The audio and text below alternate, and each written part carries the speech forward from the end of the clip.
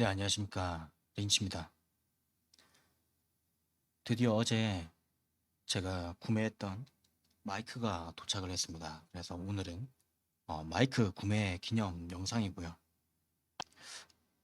마이크 입력이 제대로 잘 되고 있는지 잘 모르겠습니다. 네. 구독, 좋아요, 알림 설정 부탁드리고요. 네. 오늘 잡담 한번 이어가 보도록 하겠습니다. 자, 감상 카드가 나올 것이라는 판단이었는데, 네. 다행히 추가 감사는 나오지 않았고요. 원료 생산량은 이대로 유지하는 걸로 결정이 났습니다. 천만다행이죠. 자, 근데 이 결정이 유가에 어떻게 작용하는지는 조금 보셔야 될 것 같습니다. 그리고 중국에서 시진핑 주석이 코로나의 사망률이 그렇게 높지 않다라고 얘기를 하고 있고요. 그리고 중국 백지 시위에 외세 개입 딱지, 미국이 개입을 했다, 뭐 이렇게 얘기를 하고 있고요. 전형적인 네, 내부에서 발생한 것을 외부 탓으로 돌리는 그런 행동을 보이고 있습니다. 자, 그리고 중국 장점인 전 주석 사망, 애도 물결이 이어지고 있고 현 체제에 불만이 확산되고 있다. 이렇게 얘기가 나오고 있습니다. 조금 유의해서 더 봐야겠고요. 자, 백지 시위에 백기를 들었습니다. 네, 완화적으로 나올 것 같고요. 근데 지금 보시면 이제 코로나19는 국가가 아닌 개인의 책임이다 라고 국민들에게 책임을 떠넘기는 행동을 보이고 있습니다.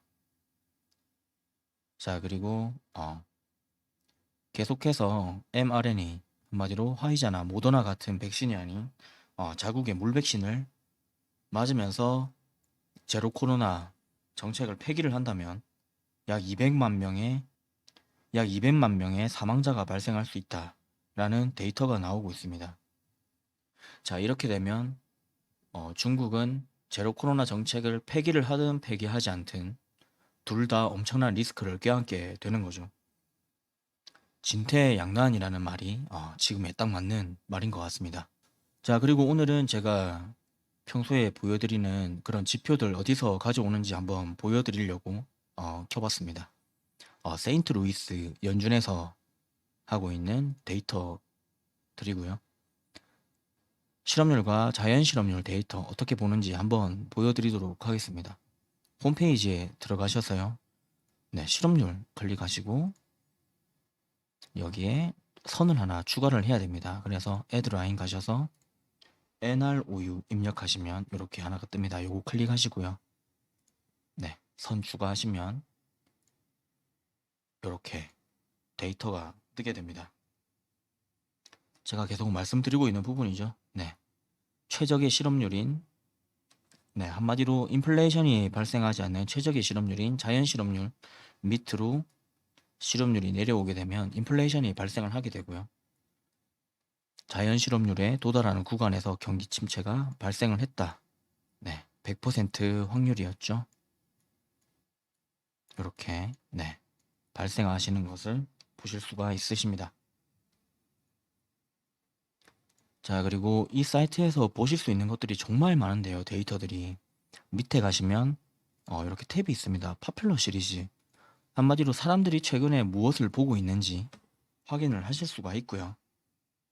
지금 보시면 10년물, 2년물 장단기 금리차, 그리고 30년 모기지 금리, 연준 기준금리고요. 10년물과 3개월물 장단기 금리차 보고 있고요. CPI 보고 있고요. 하이힐드 채권금리 보고 있습니다. 실업률 보고 있고요. 네, 총자산 보고 있고요.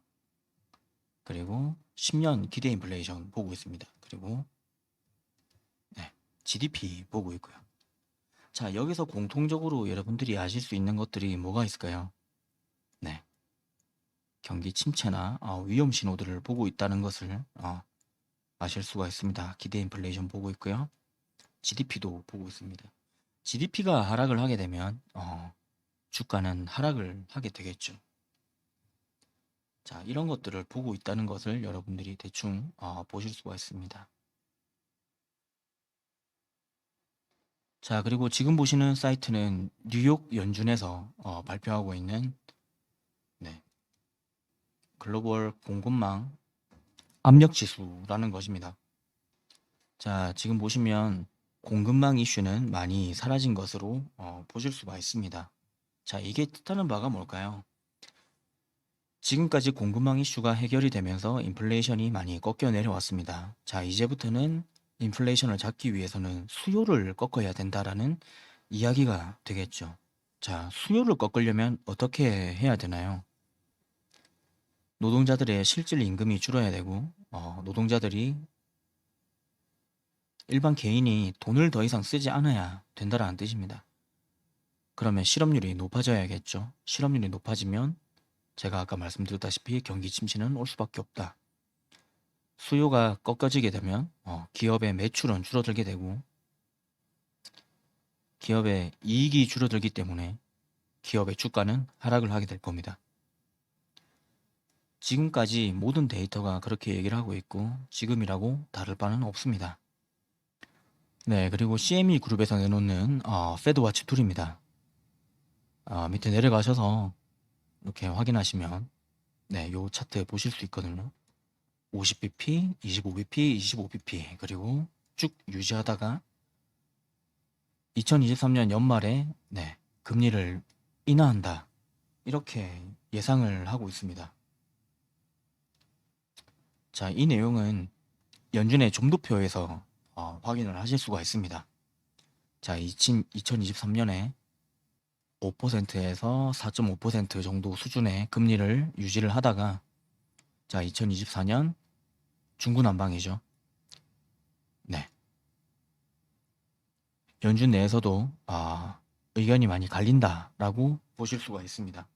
자, 2023년에서 2024년에 들어가면서 금리 인하가 나올 거다라는 판단에 이것을 선반영해서 지금 희망 회로를 돌리면서 주가가 상승을 하고 있습니다. 속도 조절론이지 금리를 인하한다는 것이 아니죠. 그럼에도 불구하고 주식시장은 희망 회로를 돌리면서 계속 주가를 띄우고 있습니다. 자, 그러면 생각을 좀 해봐야겠죠.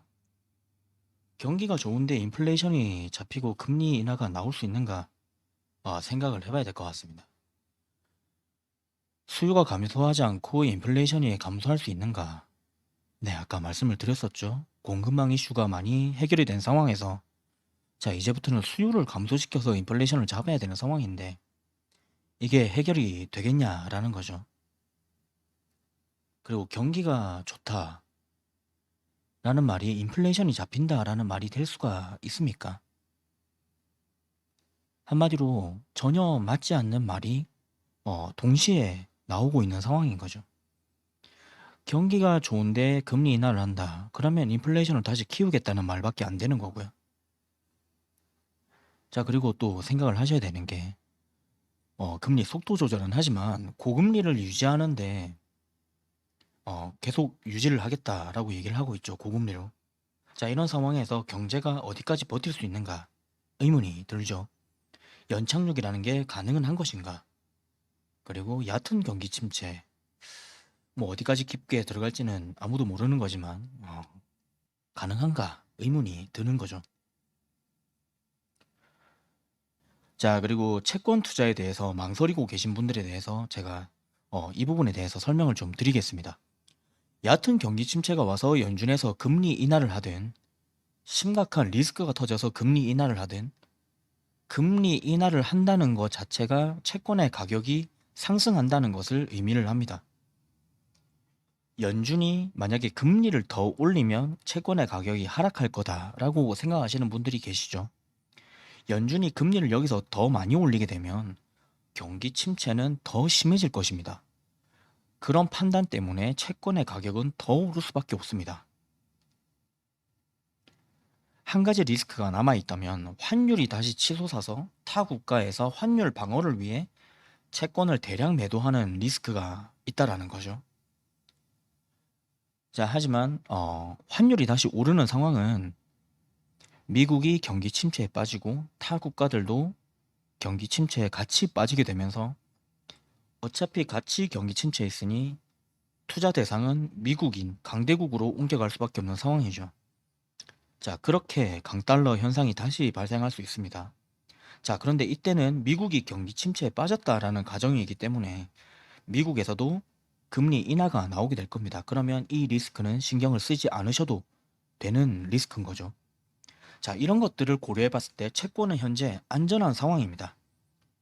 네, 따라서 주식을 여전히 보유하고 계신 분들이라면 리스크 해칭을 위해서 포트폴리오에 채권을 추가하시는 것을 추천을 드리고요. 아직 현금을 많이 들고 계시거나 주식시장에 추가 하락이 있을 거라 생각하시는 분들은 채권 투자를 시작해 보시라 추천을 드립니다. 제 개인적인 생각입니다만 지금은 수익률에 욕심을 내기보다는 조금 방어적으로 포트폴리오를 구성하시는 것이 더 좋다라고 말씀을 드리고요. 자, 그리고 사람들이 이렇게 생각하시는 분들이 많습니다. 2020년, 2021년 대세 상승장 다시 올 거다라고 생각하시는 분들이 계신데 이때는 연준과 미국 정부의 정신 나간 유동성 살포가 있었기 때문에 이런 상승장이 나왔던 거고요. 앞으로는 이런 상승장을 기대하시면 안 됩니다. 그 이유는 40년 동안 보지 못했던 인플레이션이 유동성 살포로 인해서 일어난 상황이고 앞으로 연준과 정부는 더 조심스러워질 수밖에 없습니다. 연준은 유동성을 줄이고 있는 상황이고 전체적인 경제 체력이 약해져 있는 상황입니다. 점점 경기 침체의 신호가 나오고 있죠. 자, 이럴 때 저희가 예상하지 못한 리스크가 발생을 한다면 엄청난 하락이 나올 수 있습니다. 이전에도 이런 모습들이 나왔었고요. 2000년 닷컴 버블 때를 생각하시면 조금 나아질까 싶었더니 9.11 테러가 일어나고요. 1970년대 인플레이션 상황에서 조금 괜찮아지려나 했더니 중동전쟁이 터지면서 기름값이 미친듯이 뛰어올랐었죠. 자, 그때 투자자들이 그런 것들을 예상할 수 있었을까요? 아무도 예상을 못했었죠. 지금도 저희가 예상하지 못하는 아니면 고급 정보를 가진 자들만이 알 수 있는 정보가 있을 수도 있다라고 생각을 할 수 있습니다. 자, 오늘 드릴 말씀은 여기까지고요. 제가 커뮤니티 게시판에 글을 하나 올려놓았습니다.